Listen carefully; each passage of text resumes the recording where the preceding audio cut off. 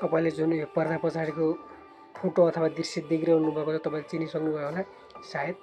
यो गत भाद्र 23 र 24 गते जुन जेन्जी आन्दोलन भयो त्यो जेन्जी आन्दोलनको क्रममा त्यो आन्दोलनले मौका छोपेर राज्यका सम्पत्तिहरू जलाउन एकदम आफै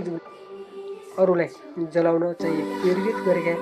सयौं व्यक्तिहरूमध्ये एउटा व्यक्ति हुन् भाग्य नेपाली।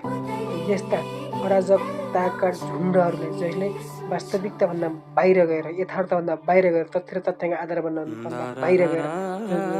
भरम पैदाको महत्त्वपूर्ण उनले योगदान राखे। यस्ता व्यक्तिहरूले अहिलेको दुईटैको सरकारले सुशासनको निम्ति कारबाही गर्छ कि गर्दैन अथवा गर्नुपर्छ कि पर्दैन भन्ने विषयमा तपाईँहरूको राय तपाईँहरूको विचार के छ त्यो विचार भने अवश्य कमेन्टमा लेख्न बिल्कुल नछुल्नुहोला।